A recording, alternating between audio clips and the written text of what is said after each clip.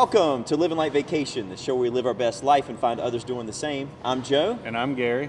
And today we have Matt Schmidt, aka Whispers, joining our show. Matt is a flight instructor at the Marine Corps Air Station Cherry Point, and today we're going to learn how Matt lives like vacation. Welcome. Gentlemen, absolute pleasure and privilege to be here today, and look forward to talking to you about how I live like vacation. Oh. Absolutely, absolutely. So, question for everybody. What's the most exciting trip that you've had in an airplane? Okay, we have to go first because he's going to have all the exciting ones. He's going to have the good ones. Yes, ours are. And I'm not going to count any that I was in this big, large bus with another 180 people. So the only time I've flown in a smaller plane other than that was out to Manio from EWN, which is New Bern, if you're not familiar. And it was a great little flight. It was the first time I met my wife's uncle. Okay. And we were in the hangar, and apparently I knocked something off the shelf, and it made a big mess. And this was like 6:30 in the morning, which is not my time of the day, so I'm under a lot of pressure. Although he's really cool and laid back, I felt the pressure. But then we had this nice flight out to Manio, and had some breakfast and flew back. So that's definitely mine. Were you like a Cessna plane? Was it like a? Yeah, it was a. It wasn't like this. Four-seater. It wasn't like this plane here. I mean, you weren't like living the life. No, it was just a little bit smaller. Yeah. Yes. Yeah. Yes. How about you? So I've got several stories. I'll lead with this. A good friend of mine, obviously working in the radio business, he had a Piper plane. I guess it had like a multi-passenger plane. I think it was built in like the late 70s, if I'm not mistaken. And we would skip out of work, and we would get on that plane in Greenville, and we would fly to Ocracoke. We'd fly to Ocracoke, we'd fly to Raleigh, and it really just kind of blew my mind to see how far you can go in a short amount of time in a plane. I mean, I didn't think, they don't look like they're going that fast when they're flying over. Like if you're out in the backyard and you're like, I swear I'm driving faster than that when I'm going 35 down.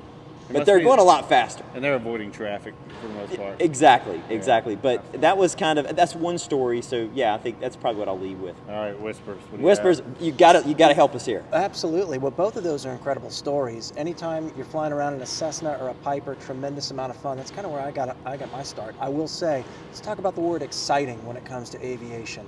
That has two different directions it can go. Exciting can sometimes not be good because it means I don't know what I'm doing in this thing, but exciting can also be the most adventurous, fun, great sight flight you've ever had. For me, I'm going to say my best flight has been right here in eastern North Carolina. I used to fly the old search and rescue helicopters, Pedro, years ago before I got into this, and my first orientation flight was taken off out of Cherry Point, going up north near Cedar Island, and then we went up to Portsmouth Island, Ocracoke, and kind of circled back down Core Banks, Cape Lookout, back into Cherry Point. The point of it is you're responsible for that area. It's kind of where you do your search and rescue runs, and you need to surveil the area. And I have to tell you, it was absolutely captivating seeing Portsmouth and Ocracoke and these shores that are just, that was really breathtaking for me. So when you're flying like that, you're not looking at, like when we fly in this area, we're like so far up. I mean, and I don't bet you, Gary, but when I fly into the New Bern airport, I'm like, can I see my house? Every time. Can I see my house? Yeah. Can I see Tryon Palace? I want to see who left the trash cans out. If I can see that good. Yeah, you know what I mean? Like so, but you're flying low enough that you can actually see all the islands and all that stuff that's going on. Absolutely. Well, back two different chapters for me. Helicopter days a long time ago. Search and rescue. The point of that is to be low so you can visibly acquire folks that are in distress in vessels. You have to go help out at car accidents. You have to go look for kids that went missing in the woods. So you very much need to fly at an altitude where you can catch cues, maybe movement or some contrast difference. This aircraft, however, flies on the instruments up in the 30s and 40s, so I can't see anything fun from up there. I'm on the instruments. I don't even know what 30s and 40s is. Is that like really, really, really high? I mean, are you like atmosphere high? Like what does that mean? You're up there. You're up towards. I'm not going to go too scientific on it, but where the airliners fly, basically thin air to where your engines are highly efficient and your wings are highly efficient also. So that's why everybody flies up there in the airliners. It's because it's where your engines and your wings are using every single drop of fuel to the max extent they can do it. Wow. Did you ever buzz at these swimming pools? Never. No? Don't buzz anything. Okay. So sometimes, I see like, at the beach, and I see like the cool looking choppers that are coming by, and I swear they're checking the chicks out. Now that's probably not what they're doing, but in my brain, like it's like this Top Gun moment. They're all like cool, like flying over. They're probably thinking about nothing but work, but in my mind, it's like these guys are cool, and I'm laying out there in some donut float from Five Below. Well, Joe, I can tell you they appreciate your donut float, and that does mean something to them. I don't know what they're looking at on the beach, but if you are in that donut float like you say you are, I know they appreciate that. If it's hot pink, it says out of office. It's me. Yeah. I have to send an email to everybody. All right, I want to ask you the first serious question here. Where does the call sign Whispers come from?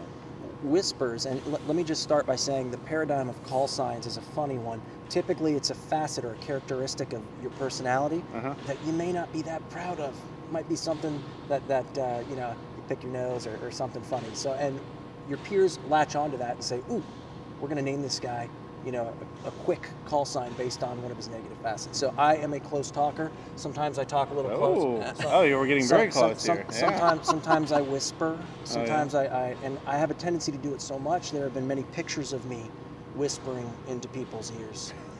So they made a photo montage of me whispering at different people, and it's call signs. Okay. Then when do you get your call sign? You get your call sign very early on in your fleet squadron.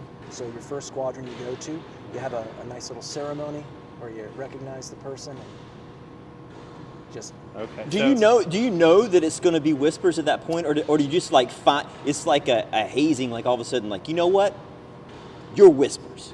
You know, Joe, exactly to your point, I'm going to say that it's appreciated in all scenarios, but no, I had no idea it was going to be Whispers. You get it, and I want you to remember the number one rule of call signs. If you like your call sign, you're going to get a new one. Oh, really? Okay, Yeah, okay. and any disdain, Oh. and any liking of, yeah, that's kind of cool. I could go with it. Nope, new one. And the more you dislike your call sign, the more it sticks. Oh, that makes sense. See, Maverick was messed up. Yeah. I mean, what do you do to be Maverick Top Gun? It's fake, man. Yeah. They got to get serious like this. It should be something else. What I might be Blinky. Blinky? Based on this show so far, I blink a lot apparently when I get nervous on here. So I Okay. might be Blinky. You I know haven't that? seen you blinking at all. He but- blinks I a know. lot. Whoa. Whoa, We there just go. blinked a little bit there. Yeah. How about you, Joe? What do you think you would be? If I had a call sign, Radio? it'd probably be radio. Just radio. Yeah, just Like- radio. I'm always just been radio. Like the movie, like Cuba Gooding? Just or- anything radio. Yeah. I mean, Big it's radio fan. Yeah. That's an appropriate call sign. Radio Joe just sticks with me. You know, I I even don't call know. him radio sometimes. I have a lot of people that don't even know my name. They call me radio. Yeah. I mean, I would pick that. But, you know, when I think of call signs. You know what else we could call him? Corvette. No, don't do that. No. See?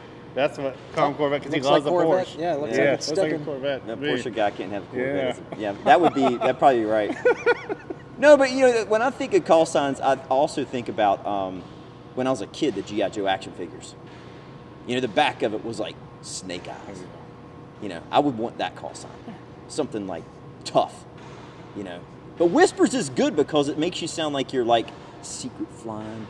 Like, you know, you're flying this plane way up there. You whisper- Nobody else could breathe. He's just whispering up there. I felt like you were the plane whisperer. You could really talk to it. It was Oh, like the real plane. you He's know. talking to the plane. He's like, Yeah. hey, man, we got to get back here. Yeah. You know, most people think I'm Whiskers Whiskers. until I tell them it's Whispers.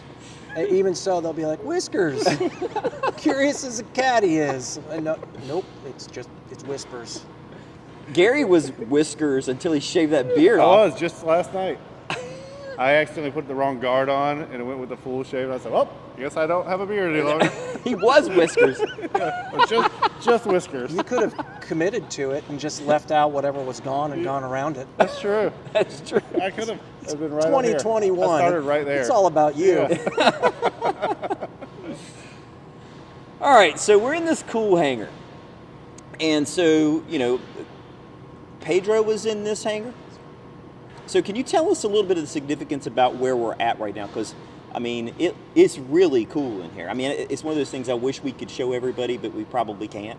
But it's awesome just to be in this venue. So can you kind of tell us a little bit about that? I can, and thank you so much, Joe. I think it's kind of a sacred space. It's one of the older hangars on base, built around 1945-46. It's hosted a myriad of Marine aviation squadrons. One of the more famous ones was VMR-1, which ran up until 2015. Okay. And they had a couple different aircraft to include this one behind us.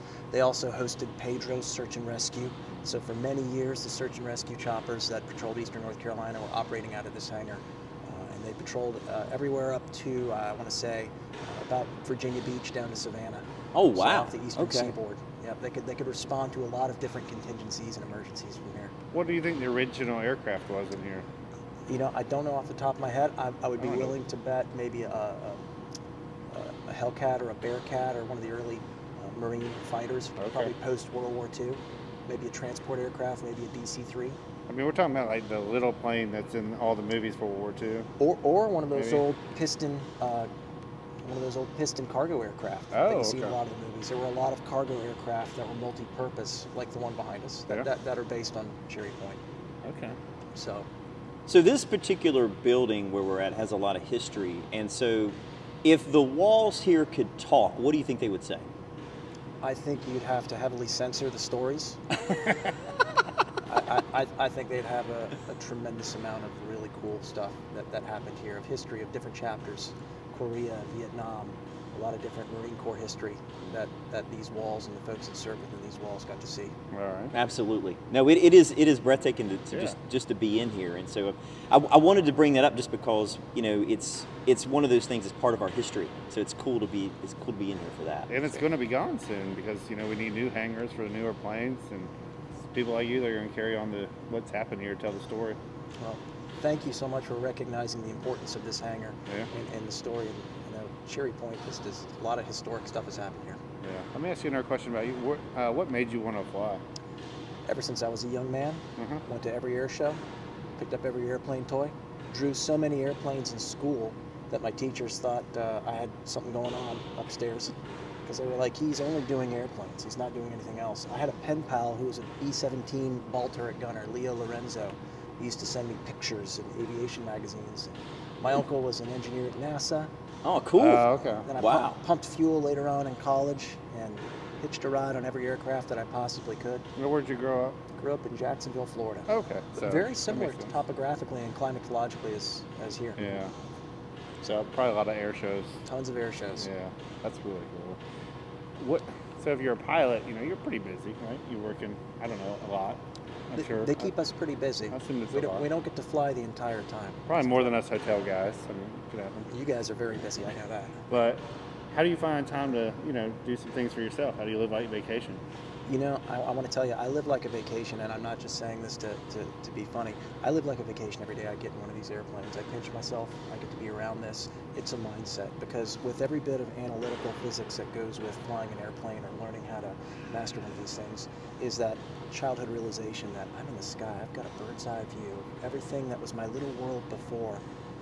It's huge.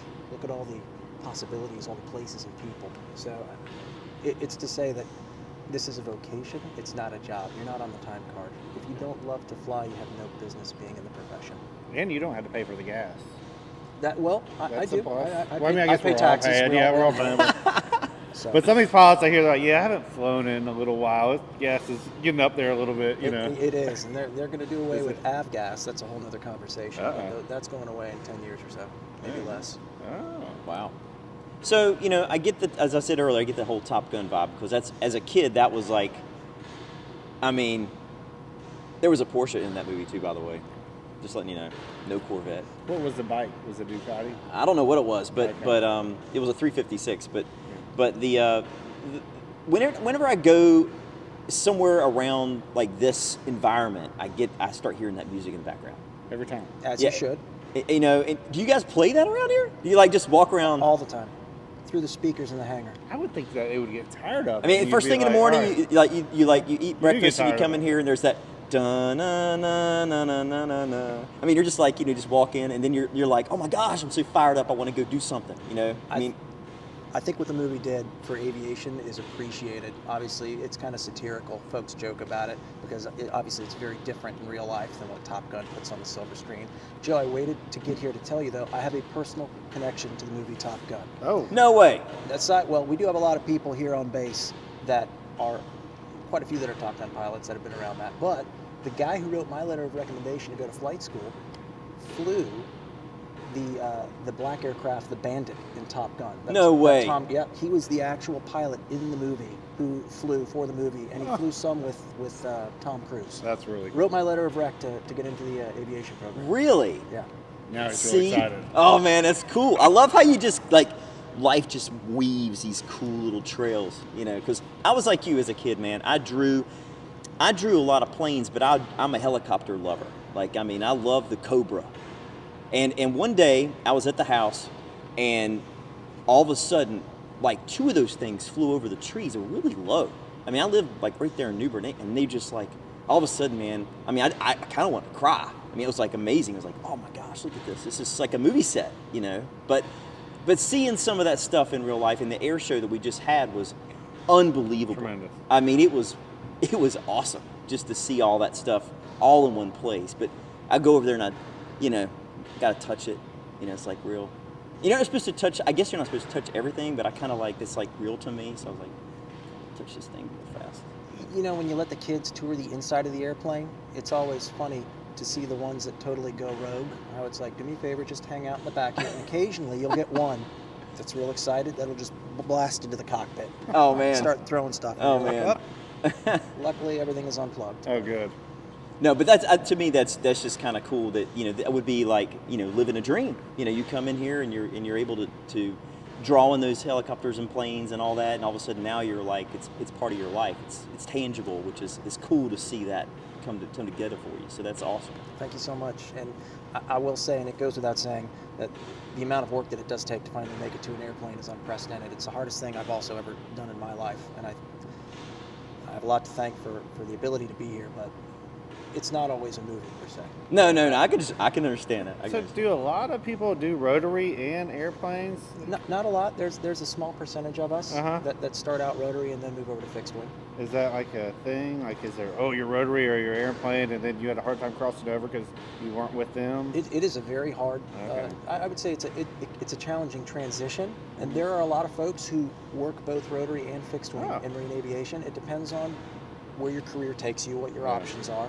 But for a lot of the folks in the fleet aviation areas, they're pretty rigidly adherent to either rotary or fixed wing because they need to be really good at employing and using those aircraft to do what they're supposed to do. So what is your favorite aircraft out of the 2 of them? Not rotary or airplane, but what actual aircraft do you think is? That's a tough question because they're both favorites for different reasons. Yeah. The Cessna Citation is just a smooth, multi-purpose, incredible jet that flies high altitude, goes a lot of places, and you can just do so much with it. But the 46 was also just, it was kind of like seeing the world from a different dimension because you're that low and you're getting to just see the things that we spoke about earlier. Yeah. And also hovering is a weird sensation. Learning to hover in and of itself takes many lessons of flight. Huh. Probably a lot of safety issues there. Physically, it doesn't make sense and it's hard to explain. So it's more of you get it, and eventually people are like, good, all right, we can hover now. See, so if you're stressed out, you're on a rotary, how do you get yourself into a vacation-like mindset after like a hard day of flying around? I don't know, maybe you were in a war zone, maybe you took some bullets, or maybe you're just one of the generals or someone, not that they're not really nice guys, but had a rough day and it was a rough day on you. How do you separate yourself from that and get into that mindset? You know, I can honestly tell you that we have such an incredible team, and we debrief everything we do in these airplanes. So when I fly, we get done and we talk about what we call the good, the bad, the ugly. And that's a way to grow, to get better. Say, what did we do that was good? What did we do that wasn't so good? What did I do that I may have made a mistake, but I'm going to learn from it and go on and be even better next time? My vacation mindset comes from that nice debrief, and then going home and sitting on my back porch and thinking about that awesome opportunity that I just had to fly the airplane. No matter what the challenges are, you make something good out of it and learn and get yourself better for next time. Yeah. Well, see, do they teach you methods to calm yourself down? And because you're very even keel, and most pilots are. They can really handle the stress. Anyone that gets in an airplane gets taught at a very early stage that your brain only has so much computing capacity. So you need to focus on problem solving and knowing the aircraft to the best of your ability. And that's going to get you out of a hot spot or a weird moment. Worrying will do nothing, just occupies brain space. And you see how that can be used for living like vacation, doing the focus and Absolutely. Absolutely. I definitely think it's something, it's like, I don't know that everybody has that though. No. Are people always cool in the blood? I mean, when I look at that, like, and this is a totally different thing, but some people are really athletic. They're really athletic, and I'm going to go NFL on you. All right? Some of these quarterbacks just are cool in the pocket, man. And then other ones just freak out. So it's like almost like you got to get conditioned to be cool in the pocket whenever you're in those moments. That is a fantastic point, Joe, because you do have to learn, you do have to condition yourself to deal with adversity, right? Yeah. And whatever instruments you use to do that, it has to happen. But also just at a very basic level, they do screen you for that in flight school. Oh, okay. So yeah, if you're not at a certain level of being able to deal with problematic situations, they will. There you go, Gary. Yeah. Now you know. Yeah, because you see it in the NASA movies, but I've never seen them talk about the pilots talk about in the pilot movies. But they're always like, trying to keep calm when all that craziness is going on. Like any job, they have certain values. Yeah. And they have certain things that they look for. Right. So, and they have to screen for that for the sake of everybody. Is there a height thing too? Can you be too tall or too small? No. So yes, no. Oh, there are? Yeah, you can absolutely be too tall. That's a thing. So I have a question for you. And I don't know the answer to this, so you're going to have to educate me because I don't know. All right. So I may not know. So you start out, you want to be a pilot. They put you in this little thing. In my brain, they put you in this little thing. I mean, it's like a go-kart with a blade on it. All right. And then you move up. Then you move up. Then you move up. Do you move up like that? Do you like, hey man, I'm eventually going to be the flying the blood?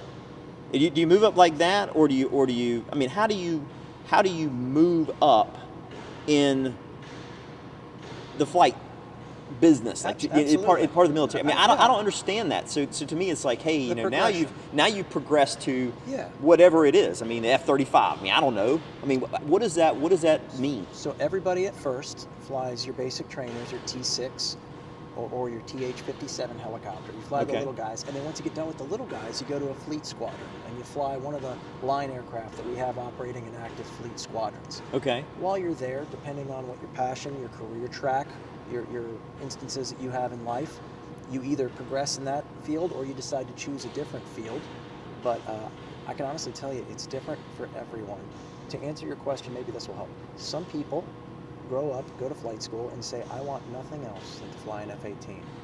And they do that. And they fly an F-18 their entire career, and they're awesome at it. Other people say at flight school, you know what? I just like flying. I'm going to see what options are out there, who needs somebody. And like, I'm that guy. I get kicked around a little bit to different places, but I love it. It's always an opportunity to learn something new. So if you don't mind the moves and you don't mind the change of pace constantly, yes, you can have that aspiration to stay in one airplane, or you can kind of take what the Marine Corps needs you to do and move around and change aircraft. Does that make sense? It does, because then you're like, that one person's like, I'm the man on the F-18. But then it's like, no, I'm the man. I've flown like bam, bam, bam, bam. I mean, so there's two ways of like goal setting that you could. So I understand what you're saying now. So because I'm a very goal driven, I'm like, I would want to know, how do I get there? And it's like a soccer team. Everyone has a different position. But we all know one thing, and no offense to the goalies out there, they're some of the craziest people on the soccer team, right? So that's the guy who flies the Hurricane plane then, right? He's the one who goes down into the... That's actually the Air Force out of Keesler. It is the Air Force? Keesler, Mississippi, yeah. And yes, those guys are the goalies. Okay. What they do is awesome. Yeah, that's Flying cool. into a hurricane. That's really cool. That's cool. Good. Sorry, let me go to the next question. I wanted to know about that. All right, you've flown around in different countries, different states. We're everywhere, right? Been fortunate enough to, yep. All over? A couple different places. How many are we talking? Off the top of my head, I don't know all of them. I've definitely flown in South America, the polar regions. I've flown in the Middle East, Africa. Okay. I will say, just off the cuff, Greenland, absolutely gorgeous. What an interesting place.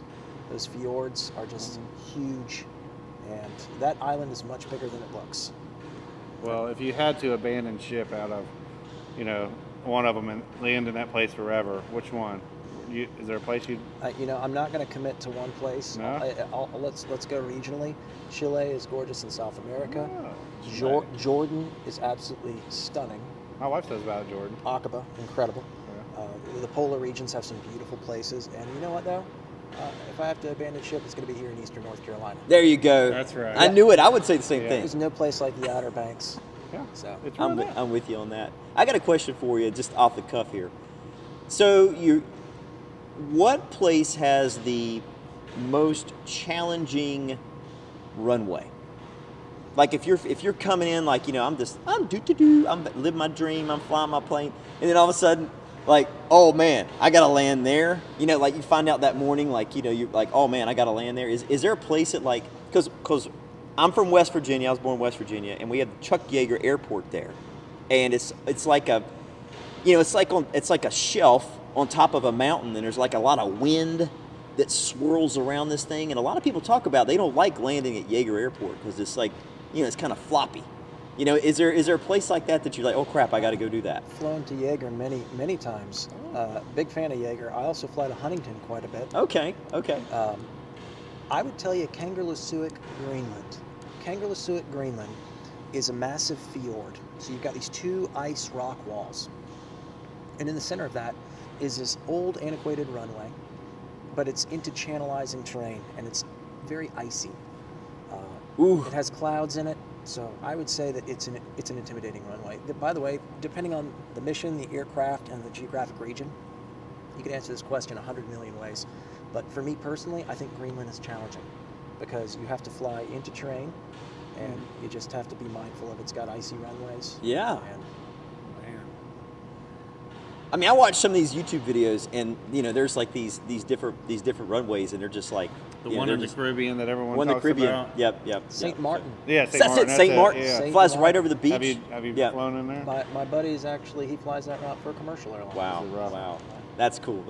Well, look, thank you for your time. I really appreciate Yes. the opportunity to be here. I mean, what an amazing place, and what an amazing story that you have. I mean, it's so cool. I mean, when I was a little kid, I wanted to be you, man. I was drawing those things, and you're getting to do that. So the other part of me is very jealous that you get to do that, but I can't live every dream. I can't live every vacation. So finding somebody else that's living that vacation is cool. Well, Joe and Gary, you get to live a lot of vacations here, and thank you for all you do. We love the podcast, and love all the stuff you do in Eastern Carolina. Thank you for your hospitality, and this has really been my pleasure today. Absolutely. Thank you for joining us. Let's live like vacation.